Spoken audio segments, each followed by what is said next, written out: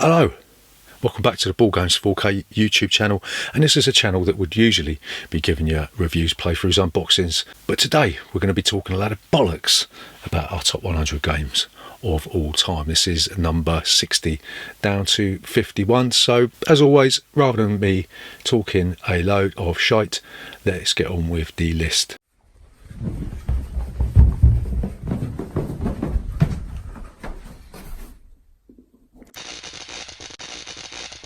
Board Games 4K.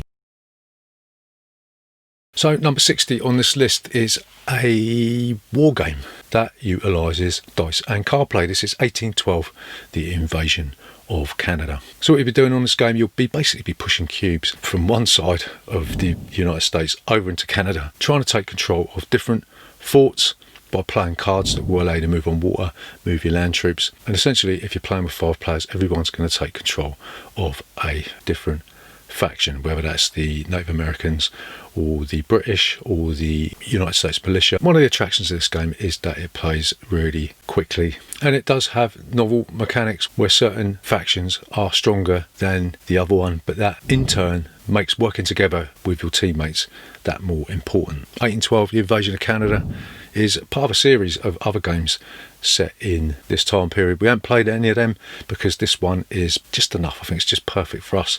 So there you go, that's 1812, the invasion of Canada. That's our number 60. Number 59 on this list is a game that is based on a very popular TV show. It's Spartacus, a game of blood and treachery. In this game, you'll be taking control of one of the houses in ancient Rome, and you'll be hiring different gladiators. You'll be acquiring different equipment, trying to bribe other players, trying to blackmail other players, and then you'll take your gladiator into the arena and you'll basically be trying to chop somebody's balls off. This game got a little bit of flack for being a little bit risque, just like a TV show, but that's not a problem for us. We actually really do like that. When we're playing with my mum, we will take out the Jupiter's cock card. But this game with the expansions plays up to 6 players. There's a wealth of possibilities in this game, and thematically it is rock solid. So yeah, Spartacus, game blood and treachery. If you like your old school visceral board games, this is definitely one for you. So number 58 on this list is a game by Martin Wallace. It's been reprinted under several names like Steam, Asia's Theme, I think it was, and now Railways of the World. So this game sees you trying to link different cities, originally in the United States, but there's loads of different maps that span Great Britain, Europe, Japan, Mexico, Portugal, loads of them, and you'll also be trying to be the first to fulfill certain types of objectives. This game is absolutely huge. The original board in Railways of the World basically took up most of my table. They even allowed you to put both maps of the eastern and western United States together to create one huge beast of a map. Whilst this isn't the most complex game in the world, it is really accessible. So Railways of the World, whilst we don't really like train games, this is absolutely one of the best you can get.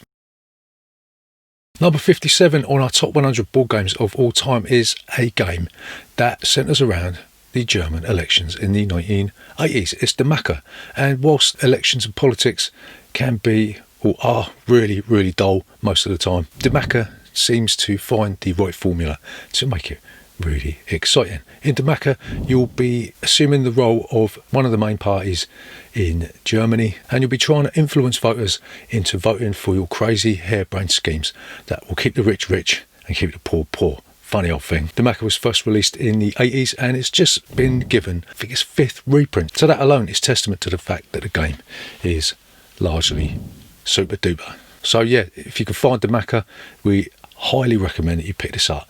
It is one of the very few political games that is actually worth playing. So there you go, that's the Macca. Number 56 on this list is a game by Alan R. Moon. It's Ticket to Ride. This is a train game that sees you trying to connect routes from cities all over the world. There's loads and loads of different map packs for this, like the United Kingdom. You've got Germany. They're just releasing another map pack to do with Japan. If you're trying to complete these routes that you'll be given at the beginning of the game by placing your train carriages onto different spots, and you'll do that by turning in cards that match the colour of the route that you want to complete. Ticket to Ride has sold so many copies that the bloke who designed it must be a multi-millionaire. Maybe the game is starting to feel a little bit tired, you know, but each map pack does add individual and original rules for that set. So Ticket to Ride will keep on trundling along until it falls off the edge of the world. You know what I mean?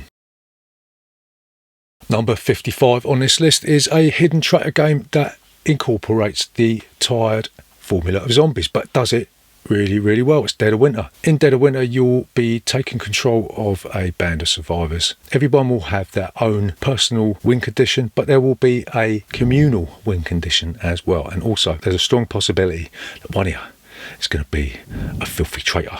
So you'll be rolling dice, you'll be using the dice to take different actions, and every round a new crisis will appear. You've got to cooperatively try and avoid the nastiness of the crisis. There's also a really novel mechanic in this called the Crossroads cards. Every round you'll draw a Crossroads card and you will be given, more often than not, a dilemma that you will have to make really agonising choices. Dead of Winter, one of the best thematic semi-cooperative games that we've played. It never gets boring. There's two expansions of this. There's A Long Night and there is the War in Colonies, which you can play with up to 11 players, right? It's a vast game. It's a classic game. They did try and re-implement this in another setting called Gen 7 and I think it flopped really badly. But there you go, Dead of Winter. Get it. Get it now. 54. On this list of our top 100 board games of all time is another game by Peter Hawes. It is Royals. This is a very, very simple game where you'll be trying to influence different royal families in different countries by trying to maintain control over different cities. You'll also be trying to get influence through control of different courtly figures, and this game is just about amassing as many points as you can. There's a vast array of ways that you can amass points in this game, and Royals is a very, very understated game. It was released under the Dice Tower Essentials line, but it didn't really capture the public's imagination. But if you want a very, very simple strategy game, then this is right up your back alley. Number 53 on this list is one of the very first role selection games that we ever played. It's Puerto Rico. This is stoked up a little bit of controversy earlier this year due to some of the content that's in the game. Some people even call for this to be deleted, right? But there you go, that's another video, right? Puerto Rico sees you choose one of the roles that's on offer, and when you get to choose the role, you get a benefit associated with that role, but everybody else then be able to take the same action but a lesser version of the action. You'll be trying to grow different commodities to ship to the internal and external markets, and you'll be trying to fashion your plantation to basically give you as many victory points as possible. There's a vast array of different buildings you can build in this game, and Puerto Rico often criticised for being a one-trick pony in the sense that there's really only one true path through this game, and if you've discovered that path then you're going to beat anybody that's new to it. But that don't matter because we haven't played it 1,000 billion times like a lot of those geeks out there. But yeah, Puerto Rico, still a classic. It was top of the board game geek top 100 for donkey's years. Have some of that. Number 52 on this list is probably one of the drabbest looking games that we've ever played, but it's also one of the best. It's Vladimir Sushi's Shipyard. This is basically one big massive rondel game. I think there's like 4 or 5 rondels in this. But yeah, what you'll be doing, you'll be hiring crew, you'll be constructing ships in your shipyard, funny old thing. And eventually, once you've constructed your ship and you've filled it full of crew and all different bits and pieces like guns and cranes and all that sort of stuff, you will then set sail in your ship in the Blue Ribbon competition to try and show off your prized assets. Shipyard is a really exciting game. The gameplay is in stark contrast to the way this game looks. Okay, I understand why it looks all brown and crappy because it fits the sort of iron girder type feel of the old dockyards and that, but even so, if you're a big fan of those Matt Gertz rondel games, then take a look at Shipyard because it will give you the collie wobbles. Number 51 on this list is another game by Jamie Stegmaier. I don't know if it's his first game. Probably the game that put him on the map. It's Viticulture. And who would have thought that a game about making wine would have captured people's imaginations like this one did? But yeah, it's lavishly produced. You will start the game at a certain time of the year and you will move through the seasons, placing workers onto the board to give you improvements in your wine creation. You might be able to have visitors come and see your vineyard. You'll be able to build different types of structures that will make your vineyard more efficient. Viticulture is a fantastic worker placement game.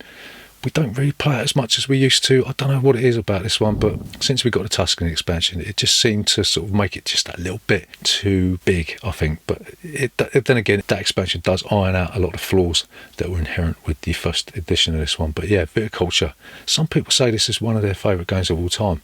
Not really too sure about that, but even so, we still love playing this game, and that's Viticulture. So there you go, that's the next instalment of our top 100 games of all time. Tell me, honestly, are you bored out your nut yet? Because we've got another 6 episodes of this to go. But yeah, come back for the next one, and we'll see you in the next video.